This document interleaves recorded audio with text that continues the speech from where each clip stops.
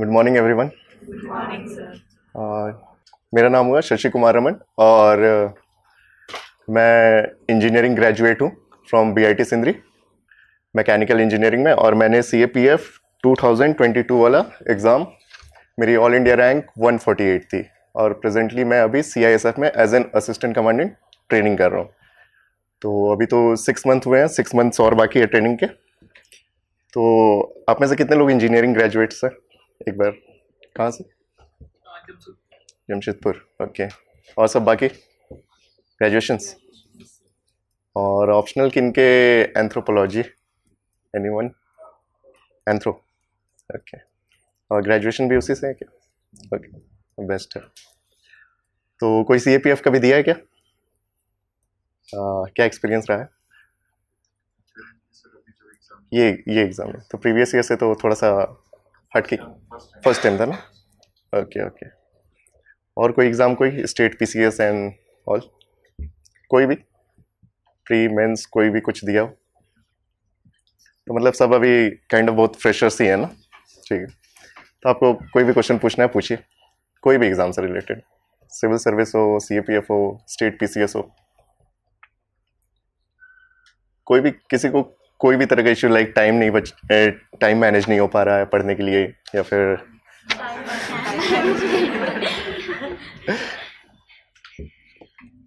Insta कितने लोग चलाते हैं? हाँ, नहीं चलाते तो कोई दिक्कत नहीं है, चलाइए, लेकिन लिमिट में चलाइए, ठीक है। टाइम का क्या इश्यू हो रहा है? लाइक कोचिंग में कितना घंटा यहाँ पे दे रहे हैं? हाँ, सुबह 9 से 5। कितने क्लासेस चलते हैं? 3 क्लासेस। एडवांस कोर्स में क्या मेंस वाला है ना? Okay okay. तो उसके बाद तो थक जाते होंगे, आराम चाहिए होगा। देखिए, टाइम आप ही के हाथ में है, आप ही को मैनेज करना होगा। थोड़ा सा तो कष्ट उठाना पड़ेगा, कष्ट नहीं उठाएंगे तो फिर आगे वही है कि सुख नहीं भोग पाइएगा। आप ही के हाथ में है, मीन्स लाइक इधर से आप 5 बजे निकलते हैं तो रूम 6 बजे तक मोस्टली घूम फिर के चाय वाय पी के तो निकल ही जाते होंगे, रूम पहुंच ही जाते होंगे। उसके बाद तो फिर आपके यहाँ सोते भी होंगे तो 10 बजे सोते होंगे लगभग। 4-5 घंटा फिर भी बचते हैं आपके हाथ में, उसमें से 2-3 घंटा जो क्लासेस में हुए उसको तो रिवाइज कर सकते हैं। तो वो तो बहुत बेनिफिशियल होगा। और जैसे अभी कोई रिसेंट में एग्ज़ाम आप लोग का कोई होने वाला है क्या? कोई जो फॉर्म भरे हैं कुछ भी? रेंजर वाला, तो रेंजर वाला टाइम पे हो जाएगा लग रहा है? सितंबर में है ना शायद? Okay okay. पूछिए, और कुछ पूछना है तो टाइम के अलावा भी।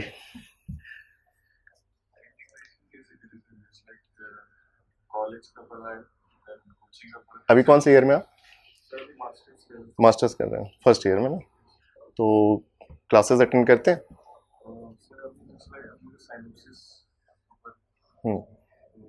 अटेंडेंस कंपलसरी है क्या? ऐसा कुछ नहीं है ना? तब तो यहीं कोचिंग पे टाइम देते होंगे। तो जब वही कॉलेज के जब एग्ज़ाम आता होगा तभी आपको दिक्कत होती होगी, बाकी तो इधर तो टाइम बचता है ना, उसमें तो कर सकते हैं। कॉलेज भी तो करना ज़रूरी है, वो उसमें भी तो आपको पास करना ही है ना, मैनेज तो करना पड़ेगा। पूछिए, कोई भी सब्जेक्ट में कोई भी प्रॉब्लम, कुछ भी। हाँ, ज्योग्राफी ऑप्शनल सिविल सर्विस में। आपको कैसा लगा? आप पढ़े हैं तो आपको मतलब क्या वास्ट लगा, समझ में आ रहा है कि नहीं? तो अभी डिसाइड नहीं किया ऑप्शनल क्या लेना है, डिसीजन मोड में? तो कितने ऑप्शनल छाटे हो? मतलब ज्योग्राफी के अलावा भी कुछ देखे होगे ना? और फॉरेस्ट्री है तो आई थिंक ज्योग्राफी तो ठीक है। हाँ, इंटीग्रेशन है तो क्या है कि अगर जैसे मैम का है कि एंथ्रोपोलॉजी है तो एंथ्रोपोलॉजी ऑप्शनल है तो उनको ज़्यादा दिक्कत नहीं होगी। ज़्यादा कुछ नहीं, ऑप्शनल वही है, मोर और लेस ग्रेजुएशन वाले सब्जेक्ट हैं। थोड़े से कुछ होंगे अलग तो मुझे पता नहीं, बट मोर और लेस वही होता है। और वो इंटीग्रेशन है तो आपको हेल्प मिलती है, ज़्यादा उसमें एफर्ट करने की ज़रूरत नहीं है, क्योंकि सिविल सर्विस में एसए और ऑप्शनल बहुत इंपॉर्टेंट रोल प्ले करते हैं, और एथिक्स, ये 3। तो वो बेटर हो, इंटीग्रेटेड हो तो ज़्यादा अच्छा है।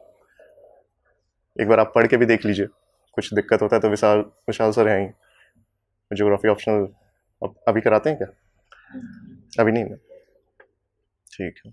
और कोई? पॉलिटी? क्या पॉलिटी में क्या दिक्कत हो रहा है? कैसे मतलब पढ़े, जैसे कि इतने सारे चैप्टर्स हैं उसमें। लक्ष्मीकांत ही पढ़ रहे होंगे ना, लक्ष्मीकांत। तो उसको एक रीडिंग तो पहले दे दीजिए। उसके बाद आई थिंक अगर आप अपने हैंड नोट्स बनाए तो ज़्यादा अच्छा, अगर टाइम है तो। नहीं तो ऑलरेडी बहुत नोट्स पड़े हुए हैं मार्केट में, तो आप उसको एक रेफरेंस के तौर पे ले लीजिए, क्योंकि एंड मोमेंट पे रिवीजन पे वो काम आता है, ठीक है। लेकिन आपको वो लक्ष्मीकांत मोर और लेस मिनिमम 4 बार पढ़ने ही होंगे, मिनिमम। अब मैक्सिमम आप कितना बार भी पढ़िए। मैंने शायद 7 से 8 बार पढ़ा था, तब जाके बहुत कंफर्टेबल रहा था उसमें। पॉलिटी वही करना होगा आपको। और कोई? ऑनलाइन कितने?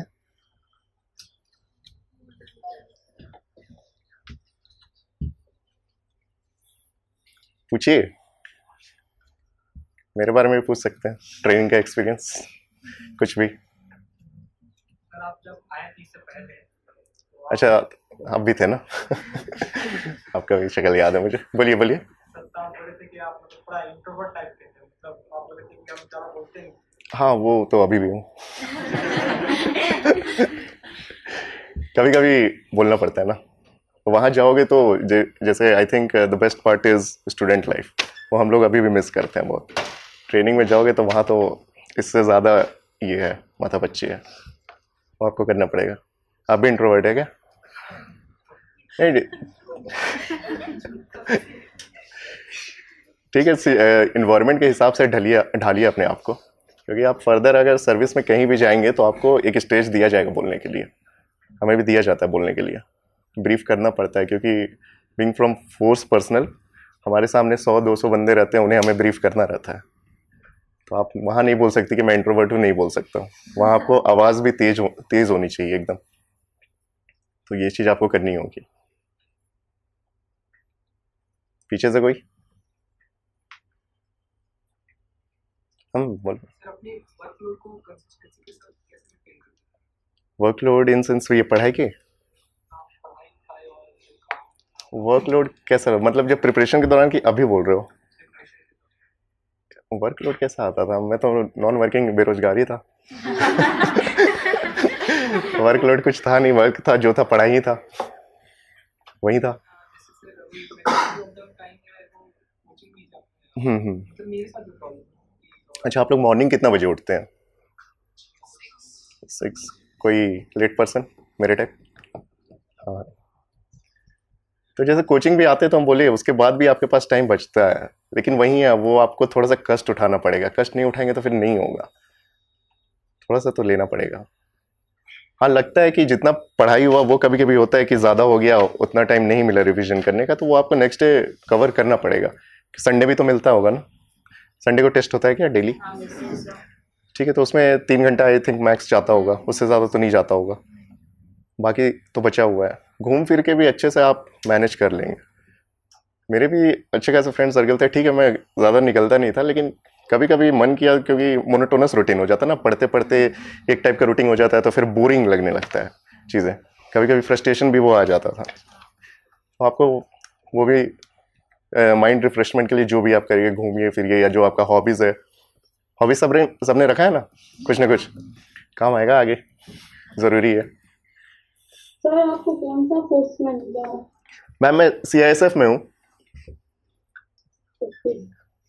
और कोई ऑनलाइन से कोई पूछना चाहता है? सर ये मतलब CISF में तो हाईएस्ट मार्क्स वाले का होता है। हाँ हाँ हाँ मेरे भी हाईएस्ट है मेन है कि फर्स्ट प्रेफरेंस CISF मैक्सिमम लोग के रहते हैं, क्योंकि वो ज़्यादा क्या बोले, वो ज़्यादा और सब फोर्स के कंपैरिजन में उतना ये नहीं है, वर्ड नहीं आ रहा है, मतलब ज़्यादा हेक्टिक नहीं है। बाकी सब फोर्स में थोड़ा सा ज़्यादा वर्कलोड और हेक्टिक रहता है। और कुछ कुछ प्लस पॉइंट है, लाइक आप फैमिली के साथ भी रह सकते हैं, क्योंकि मोस्टली अर्बन एरियाज़ में CISF रहती है, मैक्सिमम 95%। तो वहाँ आप फैमिली भी रख सकते हैं, फैमिली टाइम भी मिल सकता है। यही है, बैलेंस्ड लाइफ है। ऑनलाइन से और कोई कुछ भी पूछिए। सर ये हाँ मेरा खुद पावर बहुत हाई है, मेरा -3.5 है और क्राइटेरिया -4 पे है। हाँ कितना है? हाँ +- 4 के अंदर रहना चाहिए और ऐसा कुछ नहीं है। क्या कोई इश्यू है क्या? हाँ -4 के अंदर है ना तो कोई इशू नहीं होगा। डॉक्टर बस एक वहाँ जब आप मेडिकल देने जाएंगे तो आपको बस प्रिस्क्रिप्शन लेके जाना होगा। अगर उन्हें डाउट हुआ तो वो खुद चेक करेंगे, पर वो बोलते हैं प्रिस्क्रिप्शन लेके आने, क्योंकि वहाँ पे ऑलरेडी ये उन्हें भी टाइम के क्रंचेस रहते हैं, तो फिर जल्दी करने के लिए वो हमसे प्रिस्क्रिप्शन मंगवा लेते हैं। तो वही है। हाँ इसमें मेंस जैसा तो कुछ कंसेप्ट नहीं है, लेकिन वही है कि 200 नंबर के होते हैं, आपको 4 हिस्से लिखने रहते हैं और रिपोर्ट राइटिंग आर्गुमेंट लिखने रहते हैं फॉर और अगेंस्ट में, और बाकी इंग्लिश ग्रामर। एस्से राइटिंग तो इसके आई थिंक प्रिसीजन राइटिंग ना, प्रिसीजन राइटिंग जैसे आपको पैराग्राफ दिया हुआ है तो उसी को आप शॉर्ट करके समराइज करके जो आप समझे उससे, हाँ उसी में वो आई थिंक 125 बॉक्सेस रहते हैं ना, और 300-400 वर्ड के, तो उसको 1/4 रिड्यूस करके समरी राइटिंग करता है। ठीक है, तो वही 125 वर्ड्स के अंदर बेटर होगा आप उसको अपने वर्ड के अंदर लिखे, क्योंकि हूबहू बहुत लोग छाप देते हैं। पहले भी मैं दिया था तो मैं छाप दिया था, अलग बात से हो गया था भी उस टाइम, पर नेक्स्ट टाइम जब दिया तो किसी ने सजेस्ट किया कि उसको हूबहू छापना नहीं है, आपने से जो समझे उसका जो सार निकलता है ना तो उसी को लिखा कीजिए।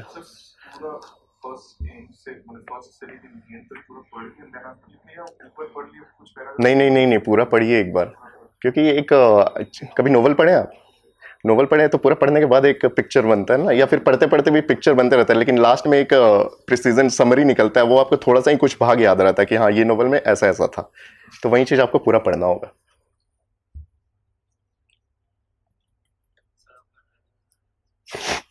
ट्रेनिंग एक्सपीरियंस जाने से पहले तो आई वॉज हेयर लाइफ, अब एकदम पलट गया मीन्स एकदम अपसाइड। आप सिविलियन लाइफ से एकदम फोर्स लाइफ में जाते हैं ना, तो पहला मन तो बहुत टफ रहा था, क्योंकि पता नहीं चल रहा था लाइफ में क्या चल रहा है। आई थिंक हमारी मॉर्निंग शुरू होती थी सुबह 4 बजे एंड एंड होती है 7 बजे शाम को, बीच में 1-2 घंटा का ब्रेक रहता है बस। और एंड किसी दिन नाइट क्लासेस होते हैं, उस दिन 9:30 में आते हैं हम लोग रात को, तो वही बहुत हेक्टिक रहता है। मीन्स समय का पता नहीं चला। इनिशियल मंथ जब ज्वाइन किए थे तो हम लोग सोचते थे कैसे होगा कैसे होगा, होते होते 6 महीना हो गया, तो अब ब्रेक हो गया हम लोग का। इसके बाद भारत दर्शन है, उस पर जाना है, और ट्रेनिंग है थोड़ा, you need to be physically fit. Hyderabad में SVPN नहीं है, इसका निशा है, निशा बोलते हैं, NIS से, नेशनल इंडस्ट्रियल सिक्योरिटी है एकेडमी, उसकी है। हाँ SVPN हमारे आई थिंक 10 किलोमीटर अराउंड है, वहाँ पे हमें जाना, नेक्स्ट मंथ जाना वहाँ पे 1 हफ्ते की ट्रेनिंग है।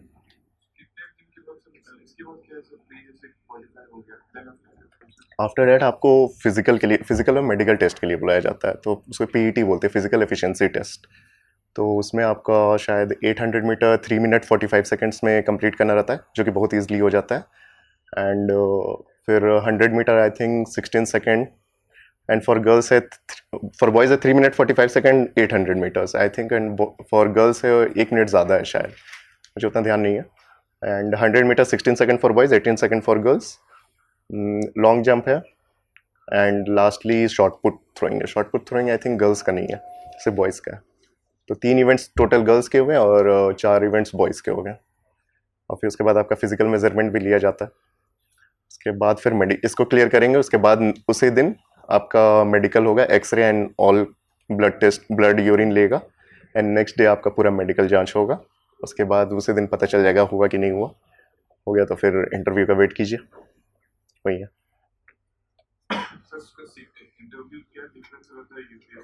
सेम रहता है, मोर और लेस सेम रहता है, बस एक वही है फोर्स ऐड ऑन है, तो आपको सारे फोर्सेस के बारे में, डिफेंस फोर्सेस के बारे में, ये सब के बारे में जानना होता है। बाद बाकी पैनल मेंबर में उसमें कितने रहते हैं, CSE में 5 रहते हैं, हमारे में 4 रहते हैं, सिर्फ एक कम रहते हैं।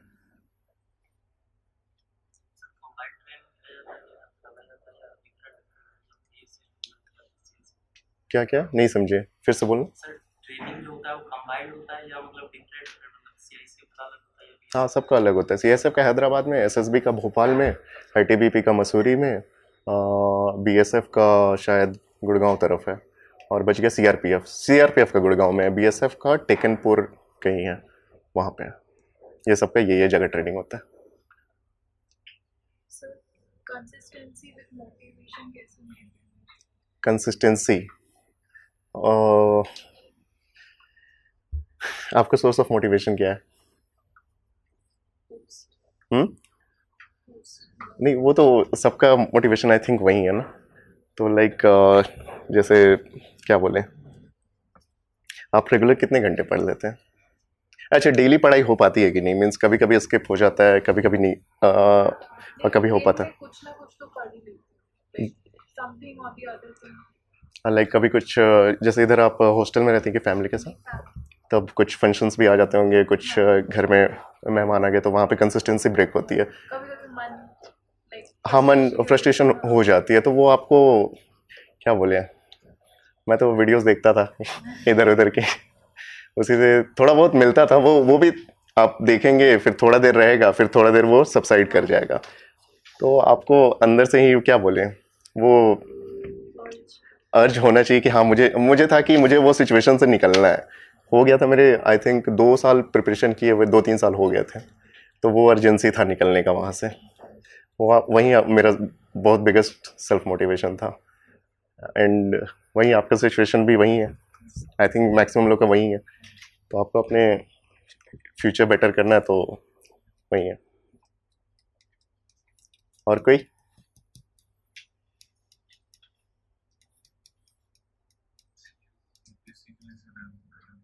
अटेम्प्ट्स सबने दिए सीएससी प्रीलिम्स? किसी ने? कैसा एक्सपीरियंस रहा? इस बार तो क्वेश्चंस ठीक थे ना, लाइक 2-3 साल से बहुत अजीब आ रहा था। हाँ, इस बार तो ठीक था आई थिंक। ये नहीं, ये डर मेरे में भी बैठा हुआ था। मैंने भी 2 साल से नहीं दिया था, सीएपीएफ के चक्कर में मैं उसी में लग गया था, क्योंकि ज़्यादा टाइम हो जाने पे ना एक बैकअप प्लान फिर चलता है माइंड में। नहीं तो अगर अटेम्प्ट्स मीन्स अगर फुल्ली तैयारी नहीं है तो अटेम्प्ट्स प्लीज़ वेस्ट मत कीजिएगा, क्योंकि वो बहुत मैटर करता है। नेवर नो कब आपको ज़रूरत पड़ जाए। वो फुल्ली प्रिपेयर नहीं है तो अटेम्प्ट्स वेस्ट मत कीजिए। और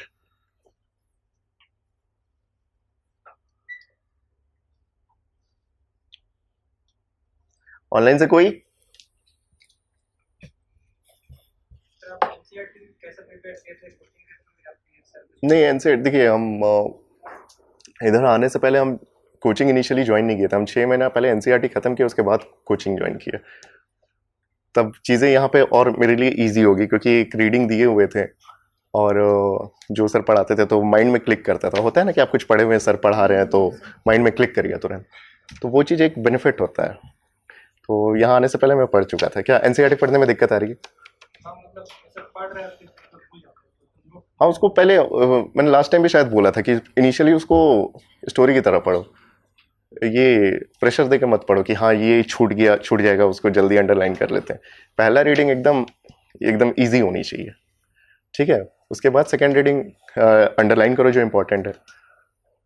वो होता है, फोमो होता है कि ये मिस हो गया, वो मिस हो गया, वो सबके साथ होता है, मेरे साथ भी हुआ था, ठीक है। तो पहले एकदम स्ट्रेस फ्री रीड करो, उसके बाद आराम से फिर जो जनरल बुक्स है, लक्ष्मीकांत हो गए, राजीव अहिर के हो गए, वो सब उठाओ, फिर एकदम हो जाएगा। सर आंसर राइटिंग कैसे बेसिक से कैसे स्टार्ट करोगे? आंसर राइटिंग देखो, इनिशियली अगर कभी लिखो, हाँ क्लासेस चल रही है वो ज़रूरी है। क्लासेस नहीं चलेंगे तो कोई नहीं लिखेगा, वो गारंटी है। हम लोग भी नहीं लिखते थे क्योंकि डर लगता था क्या लिखेंगे क्या नहीं, और फिर ऐसा लिखेंगे कि सर चेक करेंगे तो फिर सर क्या सोचेंगे, यही सब दिमाग में चलते रहता है। लेकिन वो लिखिए, कितना भी गंदा आंसर लिखना है लिखिए। शुरुआत करेंगे तब ना इम्प्रूवमेंट का स्कोप रहेगा, शुरुआत ही नहीं करेंगे तो इम्प्रूवमेंट का स्कोप ही नहीं रहेगा। मतलब कुछ तो पता होगा, जैसे कुछ भी पूछा, एनालिसिस ही पूछता है ज़्यादा मेंस आंसर राइटिंग में, कोई भी टॉपिक लीजिए तो उसे उसके बारे में कुछ तो नॉलेज होगा। डेफिनेशन होता है कि आदमी, हम लोग हमेशा स्कूल में कॉलेज में आदत रहा है रट के लिखने का, लेकिन यहाँ पे आपको कभी भी कुछ भी टॉपिक आ गया तो डेफिनेशन तो बनाने पड़ेंगे ना, मतलब उसके बारे में कुछ तो आइडिया होगा। तो वैसे ही बढ़िए फॉर्मेट्स तो सर आपको सब बताए ही होंगे मेंस में वगैरह में।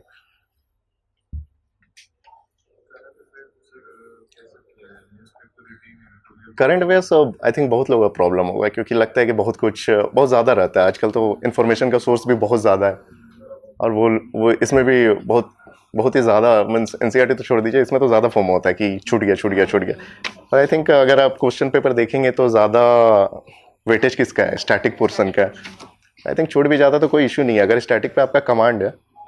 ऐसा भी नहीं कि पूरा करंट अफेयर्स मत पढ़िए, लेकिन जो लास्ट में PT 365 वगैरह आते हैं, और हाँ रेगुलर किया कीजिए, मीन्स रेगुलर टच में तो रहिए करंट अफेयर्स के, ताकि लास्ट में PT 365 भी पढ़े तो क्लिक तो करे कि हाँ ये कहीं पढ़ा था, वो चीज़ भी होना चाहिए।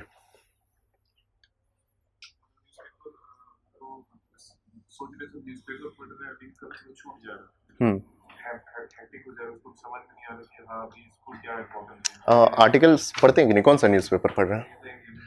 Indian express. तो उसमें आर्टिकल्स पढ़ते हैं तो एक अंडरस्टैंडिंग बनती है ना, जैसे कोई भी मान लीजिए इंटरनेशनल रिलेशन में जो वॉर्स चल रहे हैं, ये वो जो भी है कुछ भी, तो अंडरस्टैंडिंग तो एक बनती है ना, क्या है इंडिया का स्टैंड क्या है, तो उसमें भी आपके थॉट प्रोसेस डेवलप होंगे। इनिशियली आप डायरेक्ट ये नहीं कि डायरेक्ट मैगजीन में ही शिफ्ट कर जाए, वो आर्टिकल्स पढ़ने ज़रूरी है एक थॉट प्रोसेस डेवलप करने के लिए, वहीं आपका मेंस में हेल्प करेगा आंसर राइटिंग के लिए। थॉट प्रोसेस ही डेवलप नहीं होगा तो वहीं है कि फिर आप कुछ नहीं लिख पाइएगा। लिख लीजिएगा, लेकिन वहीं एक होता है ना, आंसर एक स्टैंडर्ड होना चाहिए, वो लिखिएगा।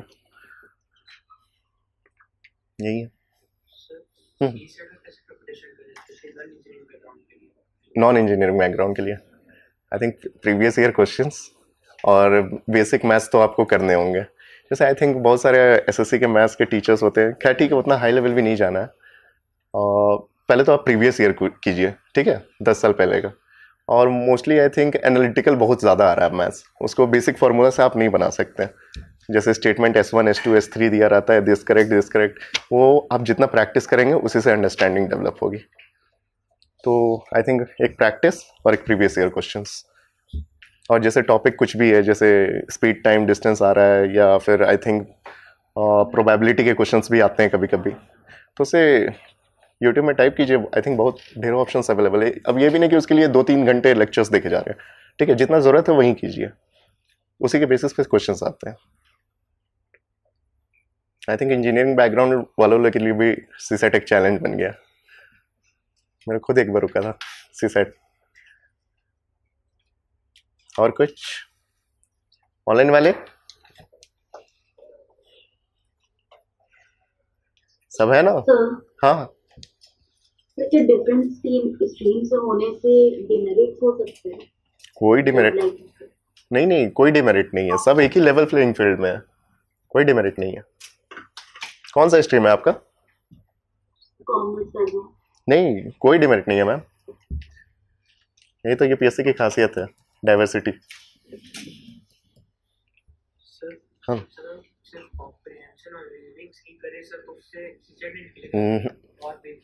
वो कॉम्प्रिहेंशन और रीजनिंग टफ आ गया तो, और वो इजी आ गया तो ये भी तो करना होगा, बैलेंस करके चलो ना, वो भी लेके चलना होगा। और कोई?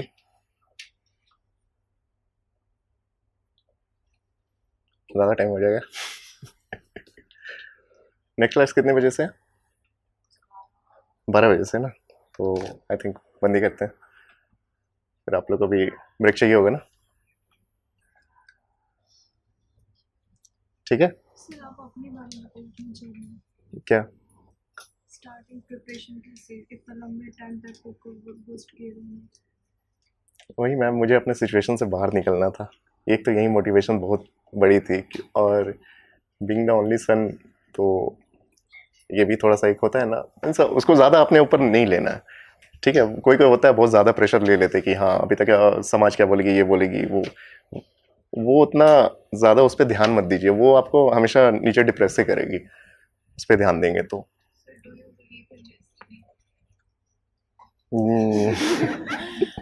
क्या बोलूं। हाँ, मैं यहाँ पे भी हूँ डेस्टिनी की वजह से ही हूँ। ऑब्वियसली कभी सोचा नहीं था यूनिफॉर्म फोर्स में जाऊँगा, ये मेरी हमेशा लास्ट ऑप्शन नहीं रहती। सोचा था सिविलियन जॉब आराम से करूँगा, तो डेस्टिनी है कि मैं फोर्स में हूँ। मेरे दोस्त भी इवन हंसते हैं कि तुम फोर्स में कैसे हो। वही है, या I believe in destiny. First plus आई था, you decided you thought कि आप CAPF करिए UPSC के लिए? CAPF का मुझे उतना पता नहीं था उसके बारे में। I think I first attempt 2020 में ही दिया था, तो उसमें मैं मेरिट आउट हुआ था, इंटरव्यू तक गया था। तो उसके बारे में किसी फ्रेंड के थ्रू पता चला था कि ये भी एग्ज़ाम एक ऑप्शन है। आई थॉट कि हाँ इसे देना चाहिए। तो बोले कि ना 2 साल हो गया था प्रिपरेशन किए हुए, उसके बाद इस पर शिफ्ट किया। फिर 2021 में दिया तो उसका तो एग्ज़ाम ही नहीं निकला मुझसे। और शायद उस टाइम कोविड पीक पे चल रहा था, तो उस टाइम बॉडी भी वीक थी मेरी। फिर 2022 में सिलेक्शन हुई फाइनल। अभी जो ट्रेनिंग कर रहे हैं हम लोग, संदीप CISF में नहीं, ऐसा तो संदीप सौरभ मिश्रा नहीं है, ऐसा कोई नहीं है। संदीप नाम का तो कोई नहीं है, कोई और फोर्स में होगा। CISF में अच्छा, सीनियर हो सकते हैं। सीनियर तो हम लोग के साथ ही रह रहे हैं, एक ही ऑफिसर में इसमें हम लोग रह रहे हैं। क्योंकि हाँ उनकी 21 बैच की भी बहुत लेट ट्रेनिंग आई है, और हमारी उनके हाँ 2021 में। हाँ संदीप सर तो हैं, कोई तो हैं।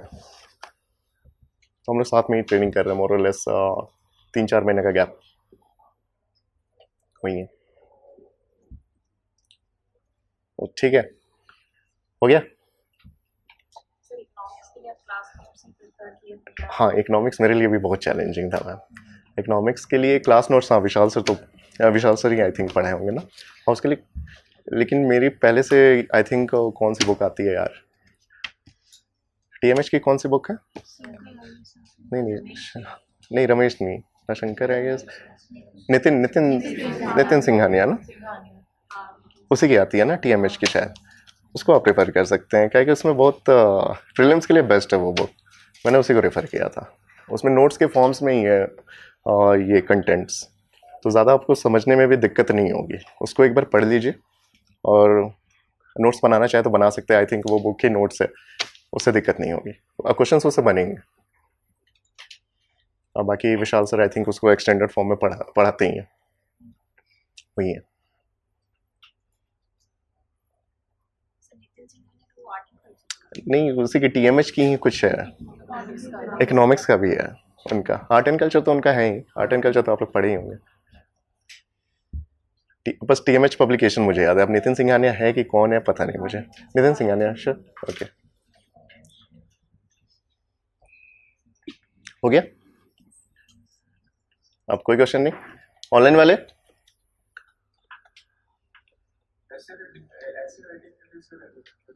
CAPF के लिए कि CSE के लिए? CSE का तो आपको पता है कि वो 1000-1200 वर्ड में लिखने हैं, तो उसके लिए तो आपको प्रैक्टिस ही करनी होगी। और रहा बात, आप उसका प्रैक्टिस कर लिए, क्योंकि हम स्पेशली CAPF के लिए कभी किए नहीं थे। तो हम CSE का ही दे रहे थे, तो उसके लिए तो आपको बस 300 वर्ड्स में लिखना है। तो आप शॉर्ट कर लेंगे, कितना लिखना है, क्या लिखना है, बॉडी, इंट्रो, बॉडी और कंक्लूजन लिखना है, तो वो आप समझ जाएंगे। और नहीं समझे तो फिर सर हैं ही, कितना काटना है, कितना ये करना है। क्या कि पेजेस आपको लिमिटेड ही मिलते हैं वहाँ, 2 पेज में कंप्लीट करने हैं 300 वर्ड्स, उसी हिसाब से आपको करने होंगे।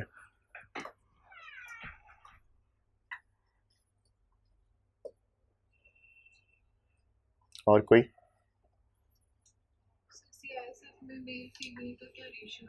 हमारी 44 की स्ट्रेंथ है, उसमें 3 गर्ल्स हैं, लेकिन एक रिज़ाइन मार दी, उनका CSE में सिलेक्शन हो गया। आई थिंक उनको IAAS मिला है। हाँ, तो अभी 43 स्ट्रेंथ होंगे और दो गर्ल्स।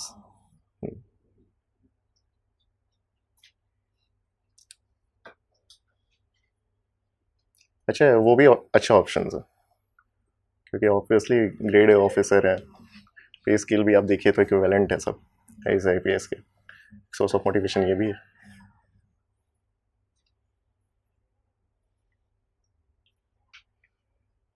हो गया पैकअप? चलिए ठीक है। ऑल द बेस्ट आप सभी को, अच्छे से दीजिए एग्ज़ाम और ताकि फ़ोटो आगे लगे बड़ा सा। ठीक है, चलिए, थैंक यू।